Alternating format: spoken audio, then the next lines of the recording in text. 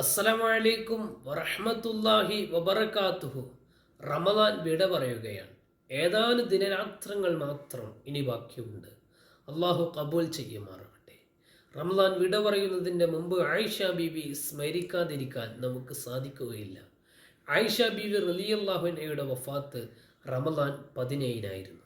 റമദാൻ 17 സ്വന്തം ശരീരം സമർപ്പിച്ച ബദിരീങ്ങളുടെ അനുസ്മരണീയ ദിവസമായതിനാൽ തന്നെ മറ്റൊരു ദിവസത്തേക്ക് മാറ്റിവെച്ചതാണ് ആയിഷ ബീവിയെ കുറിച്ച് പറയാൻ. ആയിഷ ബീവി റളിയല്ലാഹു അൻഹ ഒരുപാട് പ്രത്യേകതയുള്ള ഒരു വനിതയാണ്. ആയിഷ ബീവി ഏറ്റവും കൂടുതൽ ഹദീസ് റിപ്പോർട്ട് ചെയ്ത സ്ത്രീ അത് ആയിഷ റളിയല്ലാഹു അൻഹയാണ്. നബി സല്ലല്ലാഹു അലൈഹി വസല്ലമ തങ്ങളുടെ ഏറ്റവും ചെറിയ ഭാര്യയും ആയിഷ ബീവി റളിയല്ലാഹു അൻഹയാണ്. നബി സല്ലല്ലാഹു അലൈഹി വസല്ലം തങ്ങളുടെ ബിക്കറായ കന്യകയായ ഏക പത്നി അത് ഉമ്മഹാത്തുൽ മുഅ്മിനീൻ പ്രമുഖരായ ഉമ്മുൽ മുഅ്മിനീൻ ആയിഷത്തു തുഹ്റ റളിയല്ലാഹു അൻഹയാണ്. രണ്ടാളും ഹിജറ പോയതാണ്. ബാപ്പയും ഉമ്മയും ആരുടേത് മുഹാജിരീങ്ങളിൽ പെട്ടതാണ്. മക്കയിൽ നിന്ന് മദീനയിലേക്ക് ഹിജറ പോയത് ആയിഷ റളിയല്ലാഹുവിന്റെ ഉമ്മറുമാനും ആയിഷ റളിയല്ലാഹുവിന്റെ ഉപ്പ സയ്യിദുന അബൂബക്കർ സിദ്ദീഖ് റളിയല്ലാഹു അൻഹും. ആയിഷ ബീവി റളിയല്ലാഹു അൻഹയുടെ ശരീരത്തിൽ അവിടുത്തെ മടിയിൽ തലവെച്ച് കൊണ്ടാണ് മുത്തനബി സല്ലല്ലാഹു അലൈഹി വസല്ലമ തങ്ങൾ ലോകത്തോട് വിട പറയുന്നത്. ആയിഷ ബീവി റളിയല്ലാഹു അൻഹയുടെ വീട്ടിൽ അവിടുത്തെ റൂമിൽ വെച്ചാണ് വിട വാങ്ങുന്നത്. നബി സല്ലല്ലാഹു അലൈഹി വസല്ലം തങ്ങളുടെ വഫാത്തിന് ശേഷം 40-ലധികം കൊല്ലം ജീവിച്ച മഹദിയാണ് ആയിഷ റളിയല്ലാഹു അൻഹ. 63 വയസ്സുള്ള ആയിഷ ബീവി റളിയല്ലാഹു അൻഹ വഫാത്തായത് റമദാൻ 17-നാണ്.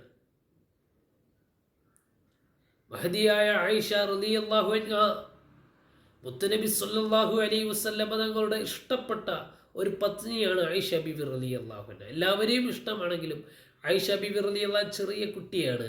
അതുകൊണ്ട് തന്നെ ചെറിയ കുട്ടിക്കളികളൊക്കെ ആയിഷ ബീവിയിൽ നിന്നുണ്ടായിട്ടുണ്ട്. അതൊന്നും നബി സല്ലല്ലാഹു അലൈഹി വസല്ലം തങ്ങൾ എതിർത്തില്ല. നമുക്കറിയാം 6-ാമത്തെ വയസ്സിൽ ആയിഷ ബീവിയെ കല്യാണം കഴിച്ചിട്ടില്ലേ?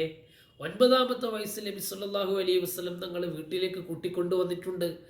ആ കാലയളവിൽ തന്നെ നബി സല്ലല്ലാഹു അലൈഹി വസല്ലം തങ്ങളോട് ഇണങ്ങി ജീവിക്കുന്ന മഹദിയായ ആയിഷ റളിയല്ലാഹു അൻഹയുടെ വീട്ടിൽ താമസിക്കുമ്പോഴാണ് ലൈലത്തുൽ ഖദറിന്റെ ഒരു രാത്രി വരുന്നത്. ആയിഷ ബീവി റളിയല്ലാഹു അൻഹയുടെ വീട്ടിൽ താമസിക്കുമ്പോൾ മുത്തനബി സല്ലല്ലാഹു അലൈഹി വസല്ലമ തങ്ങൾ ആയിഷയോട് ചോദിക്കുകയാണ്, എനിക്ക് സമ്മതം തരുമോ ആയിഷ? എനിക്കൊരു സമ്മതം തരുമോ ആയിഷ? ഇന്ന് നിന്റെ ദിവസമാണെന്ന് എനിക്കറിയാം.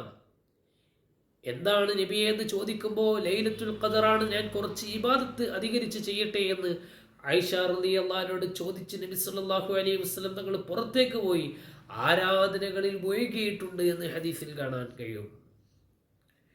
ആയിഷ റളിയല്ലാഹു അൻഹ കൂടുതൽ ഹദീസ് റിപ്പോർട്ട് ചെയ്ത മഹദി ആയിഷത്തു തുഹ്റ. അത് തുഹ്റ എന്ന് പറയാൻ, സംശുദ്ധ എന്ന് പറയാൻ കാരണമുണ്ട്. ഖുർആൻ തന്നെ ആരോപണങ്ങളിൽ വിമുക്തമാക്കിയ ഒരു മഹദിയാണ് ആയിഷ റളിയല്ലാഹു അൻഹ. അല്ലേ? വ്യഭിചാര ശിക്ഷയെക്കുറിച്ച് ഖുർആൻ പറയുന്നുണ്ട് 2 ആയത്തിൽ. ശേഷമുള്ള 18 ആയത്തുകളിൽ ആയിഷ ബീവി റളിയല്ലാഹു അൻഹയ്ക്കെതിരെ ആരോപണം ഉന്നയിപ്പിച്ചപ്പോൾ അതിന് മറുപടി പറയുകയാണ് പരിശുദ്ധ ഖുർആൻ. അത്രമാത്രമാണ് ആയിഷ ബീവി റളിയല്ലാഹു അൻഹയെ മഹത്വവൽക്കരിച്ചത് പരിശുദ്ധ ഖുർആൻ. ആയിഷ ബീവി റളിയല്ലാഹു അൻഹയുടെ വീട്ടിൽ ഉണ്ടാകുമ്പോഴാണ് നബി സല്ലല്ലാഹു അലൈഹി വസല്ലം തങ്ങൾക്ക് വഹി വന്നത്. മറ്റു ഭാര്യമാരുടെ വീട്ടിലുണ്ടായിരിക്കുന്ന സമയത്ത് വഹി വന്നിട്ടില്ല. മറ്റു പുറത്താകുമ്പോഴാണ് വന്നത്. ഒന്നിരിക്കൽ പള്ളിയിലാകും, മറ്റു ഭാഗത്താകും, അപ്പോഴാണ് വഹി വന്നത്. ആയിഷ ബീവിയുടെ വീട്ടിലുണ്ടാകുമ്പോൾ വഹി വന്നിട്ടുണ്ടായിരുന്നു.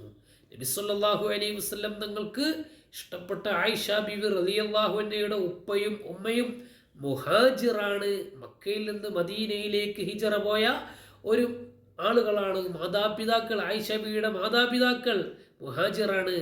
അബൂബക്കർ സിദ്ദീഖ് റളിയല്ലാഹു അൻഹു മുഹാജിറാണെന്ന് നമുക്കറിയാലോ. പിന്നെ ഉമ്മറുമാൻ എന്ന് പറയുന്ന മഹദിയാണ് അവിടുത്തെ മാതാവ്. ആ മാതാവും മുഹാജിറത്താണ്. അതൊക്കെ ഭാഗ്യം ലഭിച്ച മഹത്തായ സ്ഥാനത്തിന് ഉടമയാണ് ആയിഷത്തു തുഹ്റാ റളിയല്ലാഹു അൻഹാ. അല്ലാഹു സുബ്ഹാനഹു തആല ആയിഷ ബീവിയുടെ ബർക്കത്ത് കൊണ്ട് ഈ റമളാൻ നമ്മിൽ നിന്ന് കബൂൽ ചെയ്യുമാറാവട്ടെ. അസ്സലാമു അലൈക്കും വറഹ്മത്തുള്ളാഹി.